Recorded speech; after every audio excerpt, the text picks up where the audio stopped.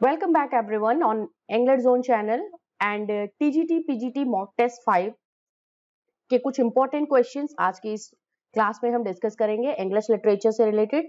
And basically ये जो questions हैं आपके न्यू एग्जाम पैटर्न पर आधारित है।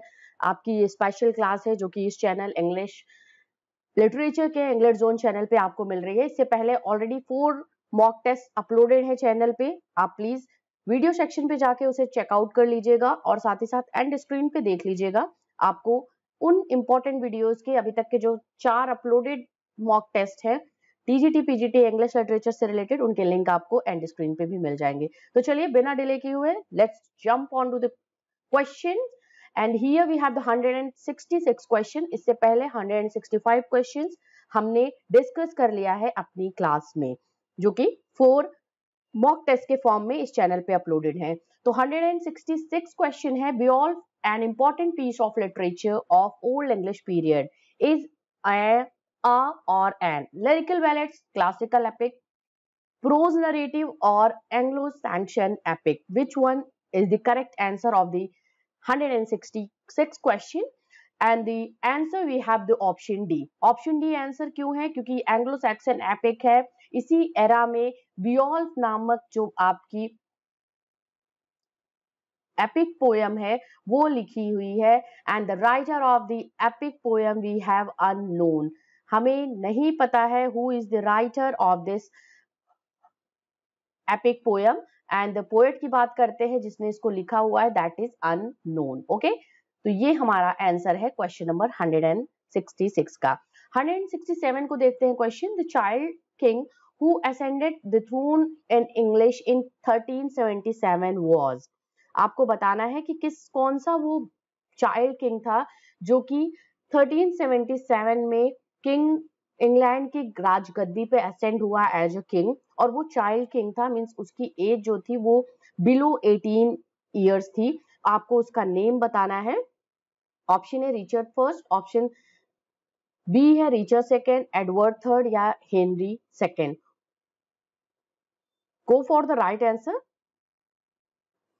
And we have the answer that is option B, Richard second. Richard second ascended as the child king on the throne of England in the year 1377। तो ये था टाइम ड्यूरेशन 1377। 1366 में 67 में इनका birth हुआ था। मतलब अप्रोक्सीमेटली जो एज थी इनकी वो 10 इयर्स की एज थी, जब 10 इयर्स की एज में इनको किंग बनाया गया था रिचर्ड सेकेंड को इंग्लैंड का 1377 में। ठीक है, नेक्स्ट क्वेश्चन को हम देखते हैं। 168 है। In which age men were engaged in war और politics and literature was recreation. आपको बताना है कि कौन सा एरा वो था जिसमें कि जो मेन थे वो एंगेज थे पॉलिटिक्स एंड वॉर में या इससे रिलेटेड, और लिटरेचर जो था एक तरीके का रिक्रिएशन हुआ है लिटरेचर में।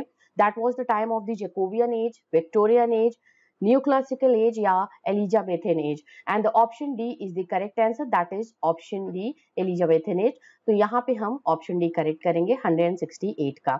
169 क्वेश्चन है। The great Bible the first version authorise version appeared in. किस ईयर में ग्रेट बाइबल का ऑथोराइज वर्जन ये अपीयर हुआ है? We have the options here 1529, 1519, 1539 या 1549। Great Bible first authorised version बहुत ही इंपॉर्टेंट क्वेश्चन है। English exam point of view से आपके एग्जाम में ये पूछा जा सकता है कि कब ये आया था, तो आपको उसका आंसर देना है। And option C we have the correct answer. Option C we have the correct answer.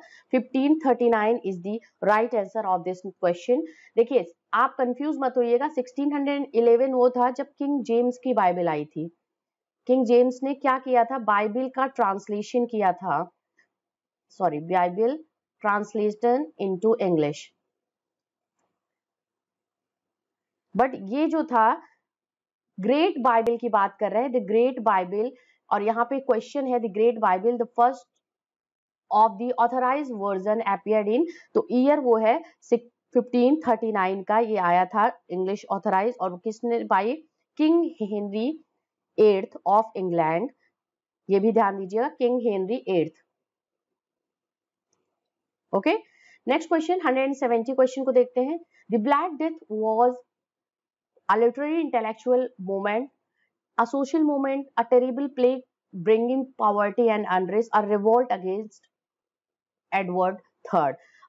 इसकी बात करते हैं ब्लैक डेथ, तो ये क्या था? इट वॉज, ऑप्शन सी हमारा करेक्ट आंसर होगा, it was the terrible plague bringing poverty and unrest. Black death जिसको हम द ग्रेट प्लेग के नेम से भी जानते हैं, ये अप्रोक्सीमेटली जो एस्टिमेटेड जो ब्यूबोनिक प्लेग के नेम से भी जाना जाता है, ये यूरोप में ये स्ट्राइक हुआ था।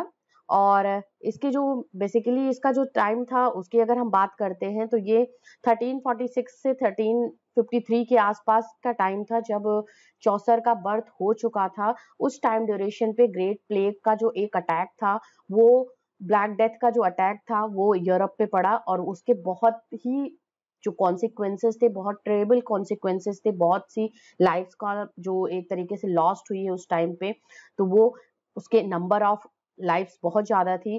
तो ये था ये टाइम जिसने पॉवर्टी और अनरेस्ट जो था वो यूरोप में आया उस टाइम पे, जब ये हैपन हुआ during the time between 1346 to 1353। Next one question 171 question की तरफ देखते हैं। Chaucer's first attempt in English to use the heroic couplet occurs in which of the following poem. आपको इस क्वेश्चन का आंसर बताना है, बहुत ही इंपॉर्टेंट क्वेश्चन है। चौसर से रिलेटेड है जियोफ्री चौसर, जिनको हम फादर ऑफ इंग्लिश पोइट्री बोलते हैं। इनसे रिलेटेड क्वेश्चन है कि चौसर ने इंग्लिश में जो फर्स्ट अटेम्प्ट किया है हीरोइक कपलेट यूज करने का, वो किस पोएम में किया है? Prologue to the Canterbury Tales, legend of good women, tales of Melibeus, या लैक ऑफ स्टीड फास्टनेस। तो ऑप्शन बी हमारा करेक्ट आंसर होगा, the legend of good women. वैसे इन्होंने प्रोलॉग टू कैंटरबरी टेल्स में भी यूज करा हुआ है हेरोइक कपलेट का, बट जो फर्स्ट अटेम्प्ट था इंग्लिश का, इंग्लिश लैंग्वेज में लिखने का, that was the legend of good women. तो ऑप्शन बी हमारा यहाँ पे करेक्ट है। तो आपको सेशन कैसा लग रहा है फ्रेंड्स, जरूर मुझे कमेंट सेक्शन में मेंशन करिएगा। और अगले क्वेश्चन की तरफ हम चलेंगे। 172 question, peasant revolt of 1381 is also called, इसको किस अदर नेम से जाना जाता है? जो पीजेंट रिवोल्ट था 1381 का, Tyler's strike, Tyler's rebellion, Tyler's war, Tyler's mutiny. तो ये ऑप्शन बी हमारा करेक्ट आंसर होगा, Tyler's rebellion. Okay, option B is the correct answer of number question 172। 73 को देखते हैं।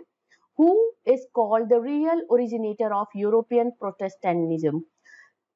रियल ओरिजिनेटर की बात हो रही है, प्रोटेस्टेंटिज्म का कौन था, किसको बोला जाता है? वॉट टेलर, जॉन बैल, विलियम लैंगलैंड, या जॉन विक्लिफ। तो ऑप्शन हम इसको डी करेक्ट करेंगे यहाँ पे, option D William John Wycliffe. Okay, number 74 question को देखते हैं। The war of roses is a 30-year struggle between the houses of, the war of roses की बात हो रही है। आपको बताना है ये जो स्ट्रगल था अप्रोक्सीमेटली 30 इयर्स का, ये कौन से हाउसेस के बीच में हुआ है? York and Tudor, important question है, मैं यहाँ पे मेंशन कर दे रही हूँ, इंपॉर्टेंट क्वेश्चन।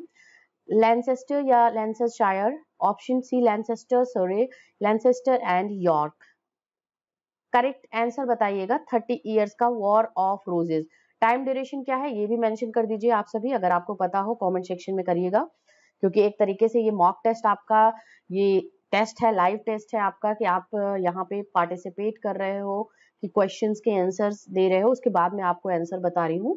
तो जो टाइम ड्यूरेशन था, अगर वॉर ऑफ रोजेस का 30 इयर्स का बताते हैं, तो वो 1455 से लेकर के 1487 के आसपास का था। ठीक है, ये 30 इयर्स का टाइम ड्यूरेशन था।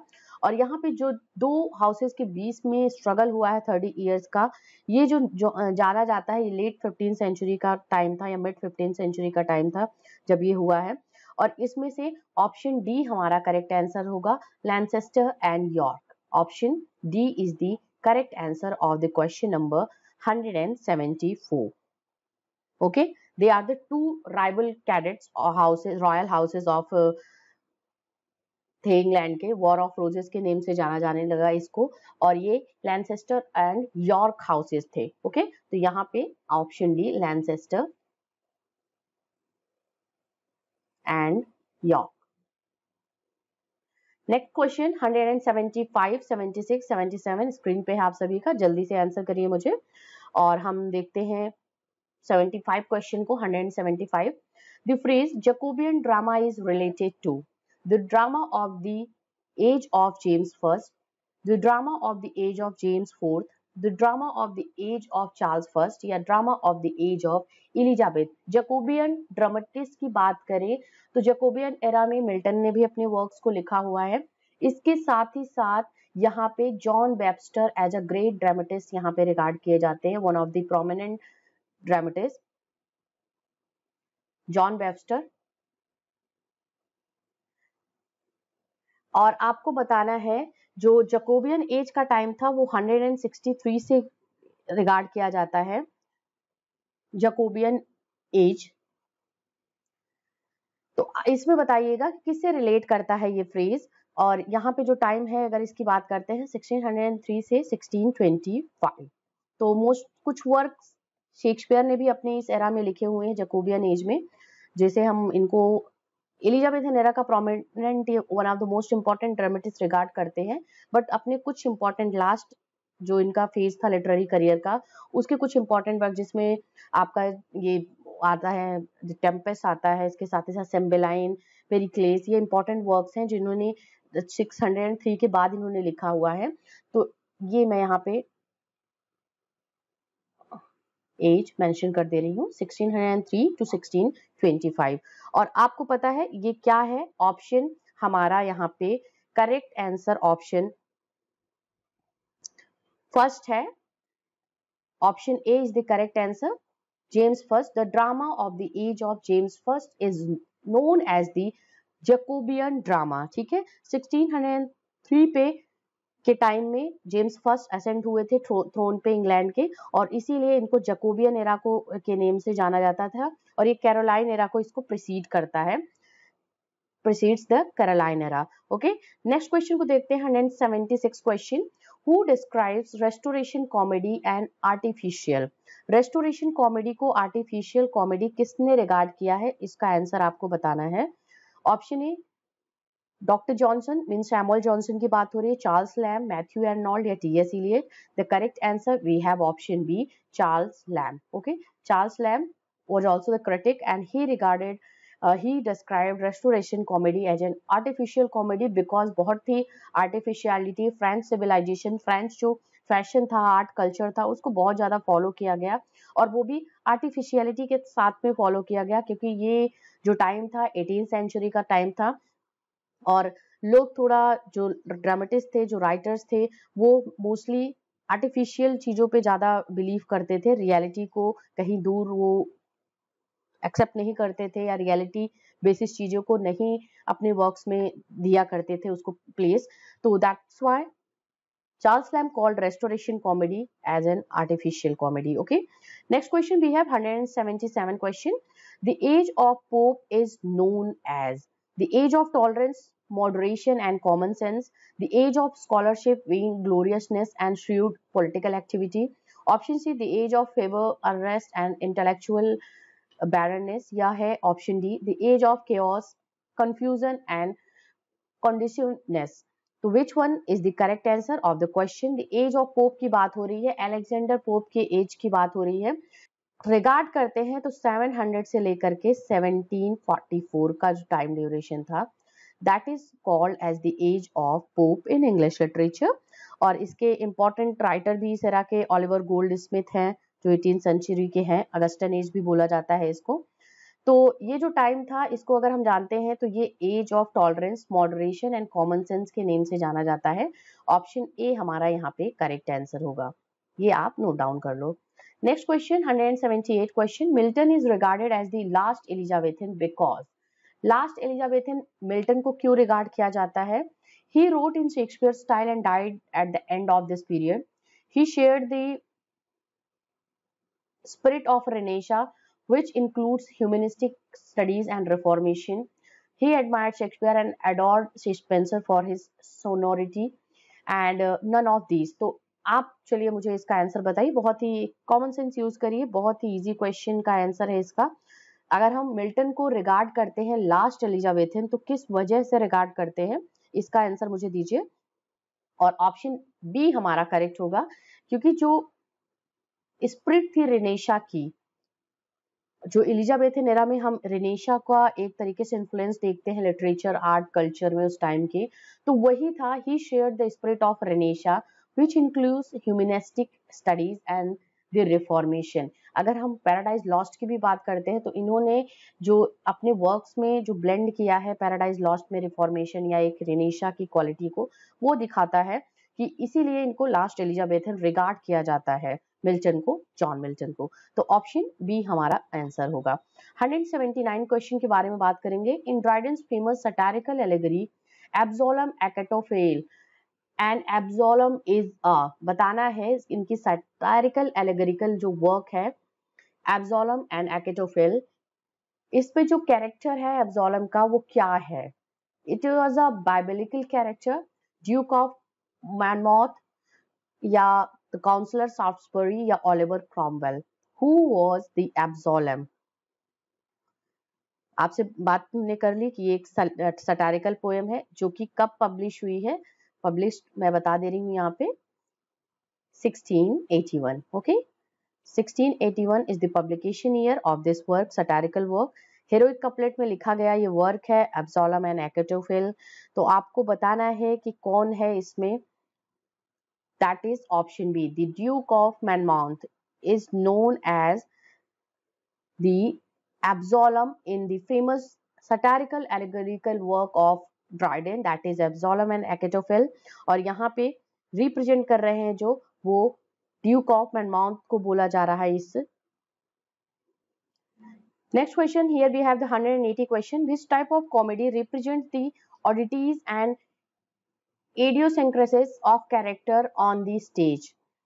आपको बताना है कि कौन किस तरीके का कॉमेडी जो है वो ऑडिटीज एंड एक तरीके का इडियोसिंक्रेनीज कैरेक्टर का ये रिप्रेजेंट करता है स्टेज पे। That is comedy of humour, comedy of situation, comedy of wit and fun, comedy of manners. तो यहाँ पे हम ऑप्शन ए को करेक्ट करेंगे, that is option A, comedy of humours. तो ऑप्शन ए करेक्ट होगा यहाँ पे, जिसमें ह्यूमर्स का ब्लेंड होता है फिजिकल बॉडी में, ह्यूमन बॉडी में।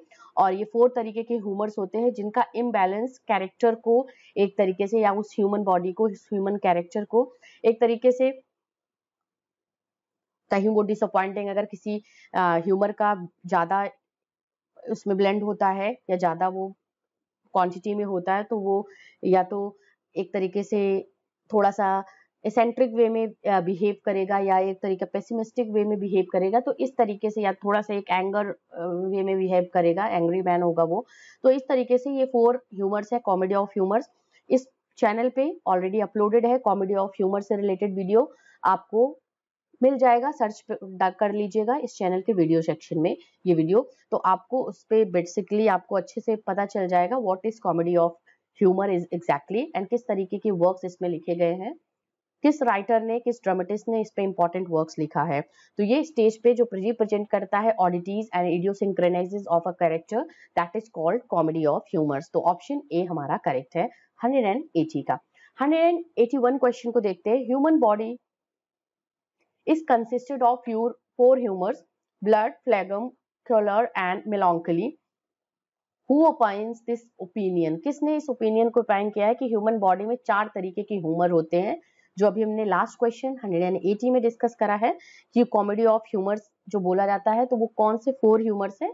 Blood, phlegm, choler and melancholy. तो ये किसने ओपाइन किया है? तो ऑप्शन ए हमारा करेक्ट आंसर होगा। Ben Jonson comedy of humours के इंपॉर्टेंट ड्रामेटिस्ट हैं, मोस्ट प्रोमिनेंट ड्रामेटिस्ट हैं, और इनके जो प्लेज लिखे हुए हैं इन्होंने, every man in his humour, every man out of his humour, ये इंपॉर्टेंट एग्जाम्पल्स हैं comedy of humour related play के।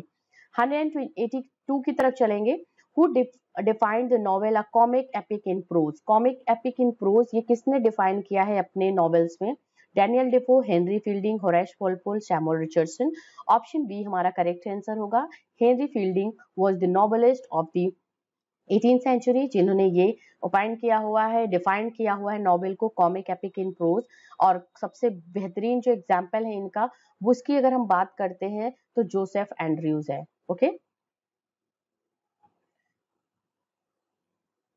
जोसेफ एंड्रयूज नॉवेल, जिसमें इन्होंने कॉमिक एपिक एंड प्रोज की बात की है इस नॉवेल में हेनरी फील्डिंग ने। 183 क्वेश्चन है, the Victorian age is called age of serious sentimentality, era of restless activity, era of struggle, era of peace. तो ऑप्शन हमारा जी करेक्ट आंसर होगा। विक्टोरियन एज जो था एरा ऑफ पीस को regard करते हैं, क्योंकि इस टाइम ड्यूरेशन में विक्टोरियन एरा का जो टाइम ड्यूरेशन था 1837 से लेकर के 1901 का टाइम ड्यूरेशन था। क्वीन विक्टोरिया ने रूल ओवर किया है इस टाइम पे इंग्लैंड पे। इन्हीं के नेम के बिहाफ पे इसको विक्टोरियन एरा रिगार्ड किया जाता है, इसको जाना जाता है, क्योंकि ये एरा जो था वो एक गोल्डन एरा काउंट करते हैं, era of piece and prosperity का टाइम था, जिस टाइम पे साइंस का जो रेवोल्यूशन हुआ, साइंटिफिक रिसर्चेस हुए, इंडस्ट्रियलाइजेशन हुआ। तो एक तरीके से आप इंग्लैंड को देखोगे इस टाइम पे वेल्दी नेशन के नेम से जाना जाने लगा, फर्स्ट नेशन के नेम से जाने लगा ये वर्ल्ड मैप पे। और इसका जो एक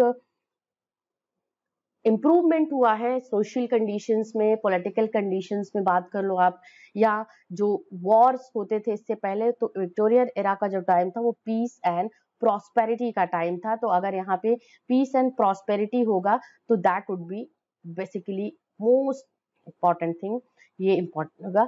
That was an era of peace and prosperity. तो Victorian era is also called, also known as the name of the era of peace and prosperity. शांति और समृद्धि का टाइम था इस टाइम पे विक्टोरियन एज में। 184 क्वेश्चन 586 स्क्रीन पे है आप सभी के। 184 को देखते हैं। The most popular form of literature in Victorian age was novel, drama, poetry या एसेज एंड पेरियोडिकल्स। तो सबसे इंपॉर्टेंट क्या था, वो नॉवेल था। ऑप्शन ए को हम टिक करेंगे, option A is the correct. Drama की बात करते हैं तो एलिजाबेथन एरा को हम काउंट करते हैं एज। पोएट्री की बात करते हैं तो रोमांटिक एज, एंड इसके साथ ही साथ ऐसे एंड पीरियोडिकल्स की बात करते हैं तो 18th सेंचुरी, जिसको हम नियो क्लासिकल एज के नेम से भी जानते हैं। ओके, तो ये टाइम ड्यूरेशन में, और इसको हम क्या जानेंगे, इसको विक्टोरियन एज। देखिए जिस तरीके के लिटरेचर लिखे गए हैं डिफरेंट डिफरेंट एजेस में, उसके बारे में हमने यहाँ पे बात कर ली है। एलिजाबेथन एरा में ड्रामा का एक तरीके से डोमिनेंस था जो लिटरेचर के जॉनर में, नॉवेल का डोमिनेंस विक्टोरियन एज में था, पोइट्री का डोमिनेंस रोमांटिक एज में था।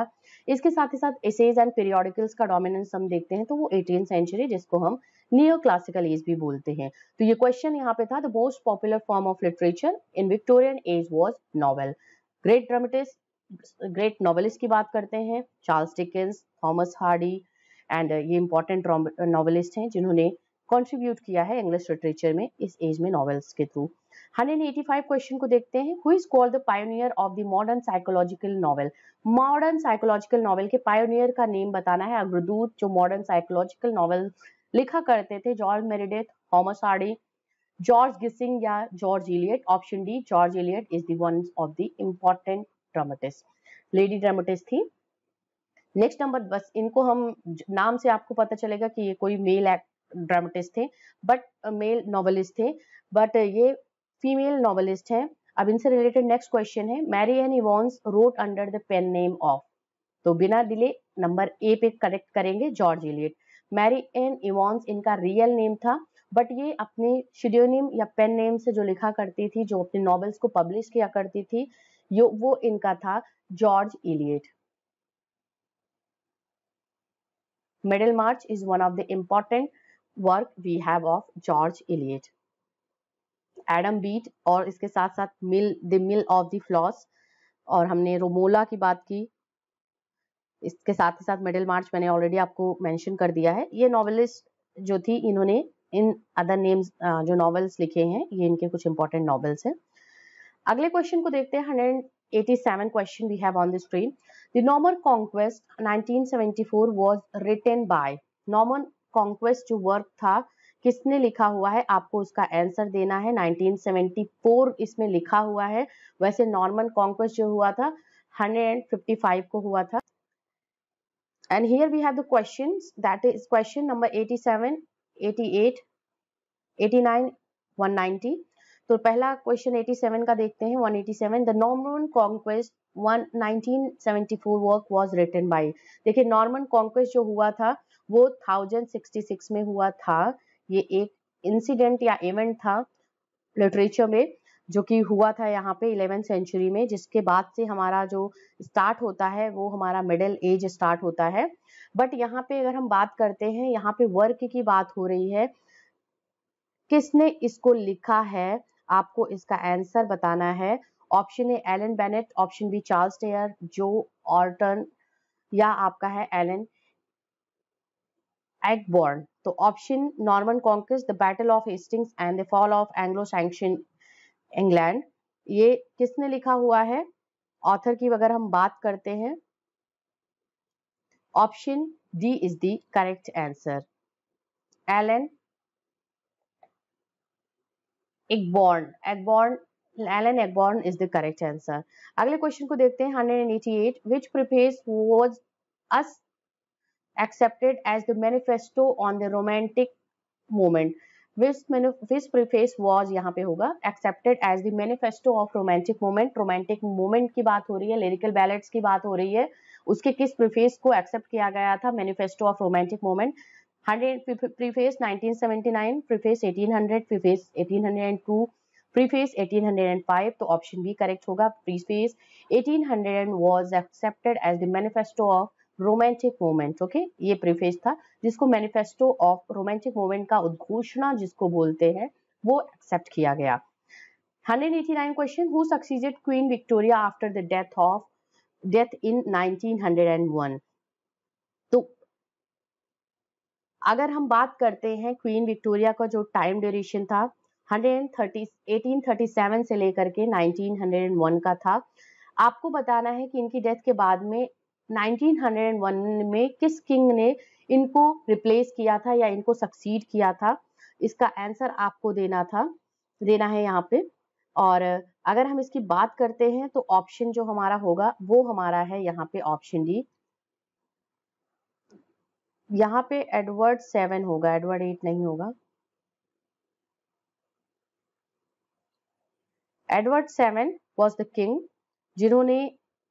जिनके एज को एडवर्डियन एरा के नेम से जाना जाने लगा, और ये मॉडर्न एज का टाइम था। 1901 से 1910 का टाइम ड्यूरेशन था। तो किंग किसने अगर सक्सीड किया है क्वीन विक्टोरिया को, तो that was king Edward 7। Okay, तो यहाँ पे ये करेक्ट आंसर होगा। अगला क्वेश्चन है 190 what is the period of dark age. Dark age का आपको टाइम ड्यूरेशन बताना है, किस सेंचुरी से लेकर के किस सेंचुरी का टाइम ड्यूरेशन था। 6th century to 10th century, 5th to 9th, 7th to 10th, या 9 टू 11। तो ऑप्शन यहाँ पे हमारा होगा option A correct, 6th century to 10th century. क्योंकि अगर इसकी बात करते हैं तो जो डार्क एज का वो टाइम था वो लेट 5th सेंचुरी में स्टार्ट हुआ और अर्ली 6th सेंचुरी में स्टार्ट हुआ। तो इसीलिए इसका जो टाइम ड्यूरेशन की अगर हम बात करते हैं तो वो हम यहाँ पे बेसिकली बात करेंगे 6th century to 10th century, क्योंकि 10th सेंचुरी तक तो था ही ये यहाँ पे। तो इसी वजह से इसको हम यहाँ पे जो बात करेंगे वो हमारा होगा 1066 में ओवर हुआ है ये। इसको जो टाइम ड्यूरेशन था इसका 455 से लो लेट सेंचुरी था, उससे स्टार्ट होकर के ये हमारा 1066 तक चला है, इसलिए इसको हम डार्क एज के नेम से जानते हैं। और इसी वजह से जो इसका टाइम ड्यूरेशन था वो हमारा जो था वो यहाँ पे जो पड़ा हुआ है वो 6 टू 10th सेंचुरी। तो ऑप्शन ए हमारा यहाँ पे करेक्ट आंसर है 190 क्वेश्चन का। तो यहाँ पे हमने कुछ इंपॉर्टेंट क्वेश्चंस डिस्कस किए 166 से लेके 190 क्वेश्चन तक। नेक्स्ट पार्ट हमारे मॉक टेस्ट 6 में हम 91 से 191 क्वेश्चन से पिक करेंगे और कुछ इंपॉर्टेंट और क्वेश्चंस डिस्कस करेंगे। ये सीरीज हमारी ऐसे ही चलती रहेगी मॉक टेस्ट की, जब तक कि आपके एग्जाम्स यूपी टीजीटी पीजीटी के नहीं हो जाते हैं। तो चैनल पे इस सीरीज को जरूर वॉच आउट करिए। इसके लिए आप सब्सक्राइब कर लीजिए चैनल को, नोटिफिकेशन बेल आइकन जरूर प्रेस कर लीजिए सो दैट आपको टाइमली नोटिफिकेशन भी मिलता रहे। And also please do share this class in your social media groups जो आपने ज्वाइन कर रखे हैं डिफरेंट सोशल मीडिया ग्रुप्स पे। और thank you very much everyone for watching this.